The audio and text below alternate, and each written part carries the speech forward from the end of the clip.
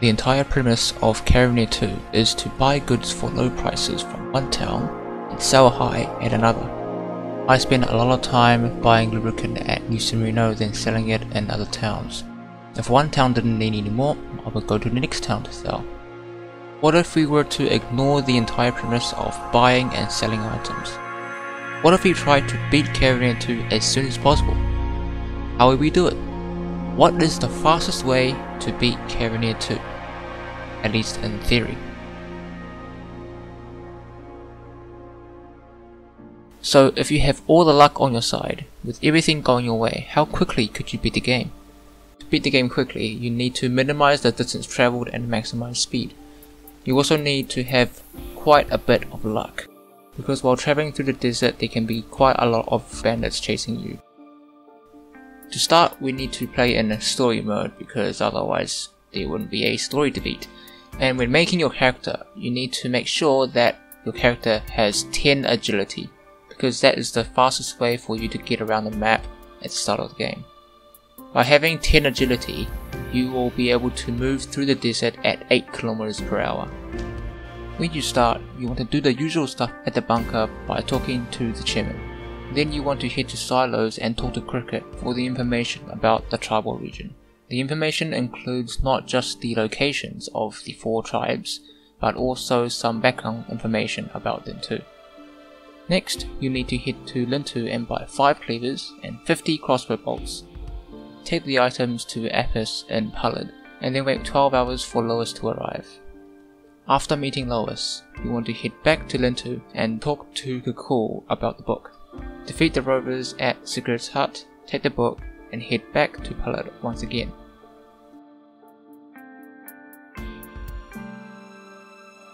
Up until now, it has been one straightforward path. However, when you reach this point, there is going to be 2 options.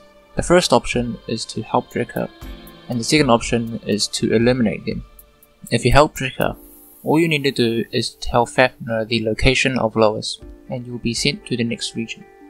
Eliminating Drika will require you to infiltrate the Kiwi camp, head to Araton to retrieve Spencer Rice, then ultimately start a war with the Drika, ending up with their defeat. Only then will you be able to head to the next region. For the war with Drika, you need to consider the fact that Kiwi still needs to travel to the Drika camp. Assuming that they have a speed of 4 km per hour, so with a distance of 285 km between the 2 camps, it will take 58 hours and 45 minutes to get there. The Kiwi also needs to head back, so the time will need to be doubled, totaling to 117 hours and 30 minutes.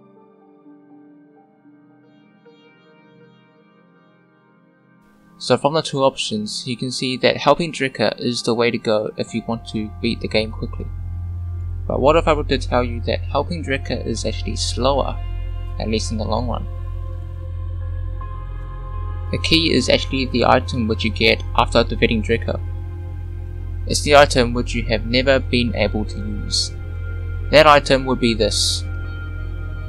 It's the motorbike name, which is a reference to the 1979 film Mad Max, which also sounds like a horrible torture device, namely the toe cutter. The toe cutter moves at 22 km per hour, much faster than travelling on foot.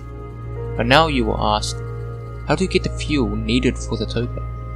Although fuel can only be obtained from the 3rd region onwards, there is still one other source which you can get fuel, and that is from the caravans. However, caravans will only spawn from the 2nd region onwards, but there is this one time which we did travel to the 2nd region, and that is the time when we went to Araton to retrieve Spencer Rice. Though it will almost be impossible to beat a caravan so early in the game, it is still in the realm of possibility. So, we decided to eliminate Drika and take the toe cutter from the camp. Now that we have the toe cutter, you can now head to New Sereno and talk to Kevin, where we can decide to take the pro slaver or the anti-slaver path. I will tell you now that the pro slaver path is the fastest, since it does not require you to complete an extra mission to find Olaf and rescue him. A mission in the Kaba/Federation regions is much faster for the pro slaver than the anti-slaver path.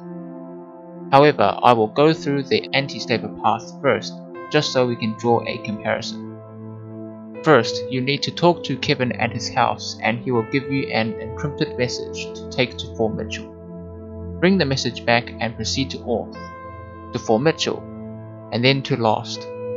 At Lost, there are 3 options for you to help the Neresians. The first option is to help them find a new place to settle. The second option is to make a new settlement for them. And the third option is to ask them to convert. Converting will take 3 days preparation and 73 hours to reach Orth. Making a settlement will take 2 days preparation and 285 hours to reach the new settlement location. Taking the Neresians to the settlements at Pallid or Lintu requires you to ask the tribes and will require extra time for the Neresians to reach them. This takes 193 hours and 254 hours respectively. After dealing with the Neresians, you want to head back to Orth, then go back to Kevin's house, to Fort Mitchell, and finally to the cotton fields for Olaf. To save Olaf, you need to head to Tiff, back to the cotton fields, and wait for 2 days before saving him. Head back to the bunker after saving Olaf, then head straight to Osbert to proceed with the 3 missions at Murray Hill, Confusion, and Mycase. After the battle at Mycase, you also need to wait for the Mycase rebels to get back. This takes a little bit more time, and unfortunately I do not know exactly how long it takes for them to get back. However, I will assume that it will take no longer than 2 or 3 days. After the 3 missions, you can finally head to Kubba and do a lot of traveling. Starting at Kubba, you need to head to Osbert, to Petrolon, to Kubba, to Petrolon, and back to Kubba again. After this, the war would have begun. Head to Ost for the war and defeat all or most of the Federation army squads. After they are defeated, you want to head back to Kubba and back to Ost to finally free your people. Here too, you need to consider the speed of the Kubba army. Again, assuming the speed of 4 km per hour, it will take 328 hours for the Kubba army to reach Ost. Also, for some reason, the Kubba army just needs to spread out in a line before heading off. You can see the squads are probably spaced out a couple kilometers apart. The Federation army squads are also a bit weird, since they stream out in a straight line directly southward. Maybe it's because of all the insects they've been eating all the time. If you were to take the pro-slaver path, then it is very straightforward. Do the exact same thing in the tribal region, which is to eliminate Drekka. At the next region, kill or capture Kevin, or give the encrypted message to Calvin. After this, you can immediately go save Olaf from the cotton fields, head back to your bunker and straight to Tiff. Proceed with 4 missions at Scrapyard, Confusion, Mycase, and Osbert, then straight to Oz.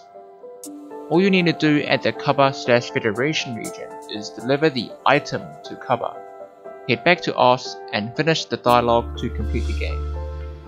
Clearly, the pro-slaver path quite literally takes a fraction of the time compared to the anti-slaver path.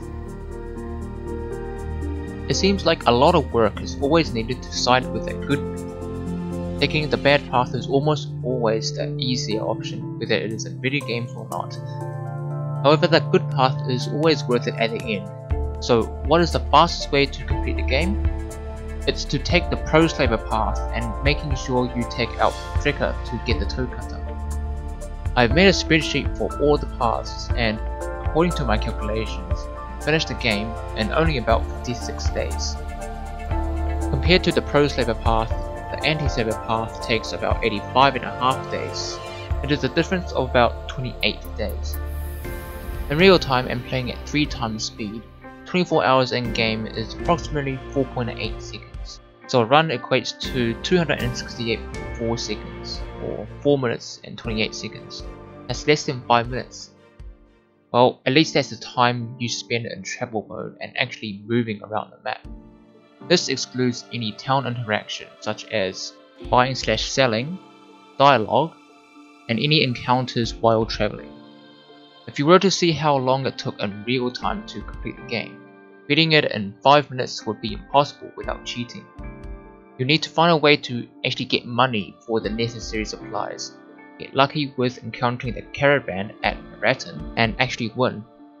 You will need perfect luck and not have any encounters except for any necessary enemy squad kills and the caravan at Marathon.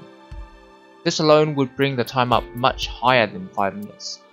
However, it will most likely not be timed in real time if anyone were to start speedruns.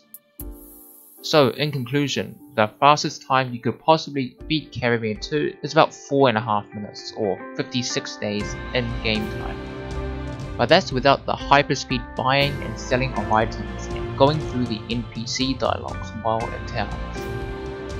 That's all I have for this video. If there are any problems or any questions, you can raise it in the comments below.